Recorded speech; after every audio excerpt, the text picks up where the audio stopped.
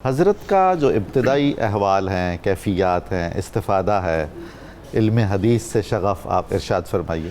بسم اللہ الرحمن الرحیم۔ ڈاکٹر صاحب بہت شکریہ۔ حضرت ذوالنون مصری کی شخصیت بہت جامع شخصیت ہے، علوم ظاہر کے لحاظ سے بھی اور علوم باطن کے لحاظ سے بھی۔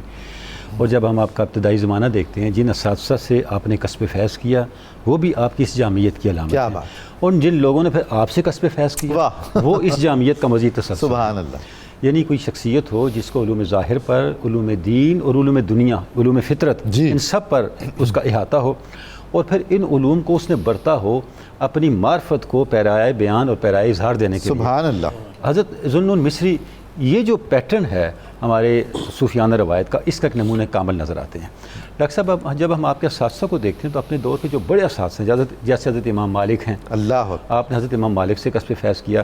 اچھا، اس کے بعد حضرت لیث بن سعد ہیں، جی ان سے کسب فیض کیا۔ حضرت امام سفیان بن عینیہ ہیں، ہاں حضرت فضیل ابن عیاض ہیں، اور جابر بن حیان کا نام بھی آپ کے ساتھ سامنے آتا ہے کہ علوم ظاہر، اس سے اندازہ ہوتا ہے کہ علوم ظاہر میں آپ کا کتنا جی ہاں تھا۔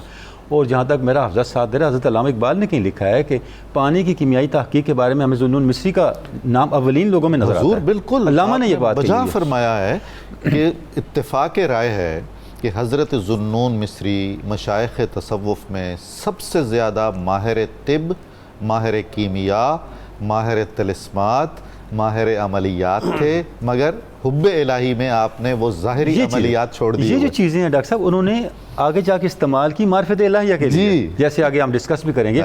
یعنی وہ کسی بھی چیز کو آئسولیٹ نہیں کرتے بارگاہ رب العزت کے ساتھ تعلق کے والے سے، کیونکہ ڈاکٹر صاحب دیکھیں یہ جو علوم ہے یہ پورا پیکج ہوتے ہیں، ان کو آپ اس کلچر سویلائزیشن سے آئسولیٹ نہیں کر سکتے۔ جب آپ تصوف کی اور تعلق باللہ کی روایت کے ساتھ علوم حاصل کریں گے تو یہ اس تعلق کو مزید پختہ کریں گے، اور جب مادیت کی اور دنیا کی اور ہوس کی اور جو جسمانی ضروریات کی کو پرائیورٹائز کر کے کریں گے تو وہ آپ کو دور کریں گے۔ وہ جو علم راہ برتن زنی، سبحان اللہ، مولانا نے کتنا اصول دے دیا۔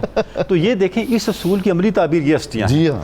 اچھا، یہ تو ان کے آپ کے اساتذہ ہیں، اور آپ سے کن لوگوں نے کسب فیض کیا؟ حضرت امام احمد بن حنبل جیسے سبحان اللہ، سبحان اللہ، قربان یعنی زہد و تقویٰ کی انتہا ہیں۔ واہ بے شک۔ کیونکہ جو تصوف پہ 2 جلدوں میں کتاب لکھی حضرت امام احمد بن حنبل، اس کا نام ہی کتاب الزہد رکھا۔ سبحان اللہ۔ تو انہوں نے زہد کیوں رکھا؟ ان لوگوں سے انہوں نے سیکھا، بشر حافی سے سیکھا، حضرت ذوالنون مصری سے سیکھا، اور ہمیشہ حاضر خدمت ہوتے تھے، حاضر صوفیاء خدمت کی ہوتے تھے۔ محفل میں۔ اور ڈاکٹر صاحب یہ کیا مبارک زمانہ تھا جب علم ظاہر، علم باطن کی دہلیز بھی آتا تھا اپنے نقائص کو دور کرنے کے لیے، تو معاشرے میں پھر علم تعمیر کرتا تھا، تخریب کا باعث نہیں بنتا تھا۔ جب سے یہ جامعیت چلی گئی تو کیا ہوا؟ ہمارے پاس ایک پار ٹوٹ گیا، ایک پار کے ساتھ جو پرواز ہے اس وائے مسائل پیدا کرنے کی کچھ نہیں کر پا رہی۔ اس کے بعد جب ہم دیکھتے ہیں ڈاکٹر صاحب آپ کے فیض یافتگان میں سے ایک شخصیت ہے حضرت ابو یعقوب یوسف بن حسین رازی۔ اتنی بڑی ہستی ہیں جن پہ حضرت کشف المحجوب کے اندر حضرت امام داتا گنج بخش نے پورا ایک چیپٹر لکھا، پورا باب لکھا۔ اچھا، حضرت داتا صاحب نے ایک اور شخصیت پہ پورا ایک باب قائم کیا، حضرت ابو سعید احمد بن عیسیٰ، یہ بھی آپ کے تلامذہ میں ہیں، آپ کے مریدین میں، حضرت سہل تستری، سہل تستری، سبحان اللہ، کتنی بڑی ہستی ہیں۔ تو یہ وہ لوگ ہیں جو حضرت ذوالنون مصری کی صحبت سے فیض لے کے آگے چلے۔ حضور حضرت یوسف بن حسین کا تو بتایا جاتا ہے کہ آپ مکہ مکرمہ سے حضرت شیخ کی زیارت کے لیے مصر گئے۔ سبحان اللہ، تذکرہ سنا جی وہاں پہنچے، کیونکہ جیسے بھی آپ نے بھی ارشاد فرمایا تھا آپ بہت سیر کرنے والے اور بہت زیادہ سفر کرنے والی شخصیت تھے، تو ظاہر جن جن علاقوں سے آپ گزرے، جن جن علاقوں میں آپ نے قیام فرمایا، وہاں لوگوں میں جو آپ خوشبو چھوڑ کے آئے، اس کا لازمی نتیجہ تھا کہ ہر یوسف اس یعقوب کی زیارت کے لیے آتا۔ سبحان اللہ، سبحان اللہ۔ اچھا ڈاکٹر صاحب، اس کے بعد آپ دیکھتے ہیں کہ حضرت ذوالنون مصری کی شخصیت کے اندر جو جامعیت ہے، یہ جب علوم آپ نے حاصل کر لیے تو اب جب اس طرف کیسے لوٹے؟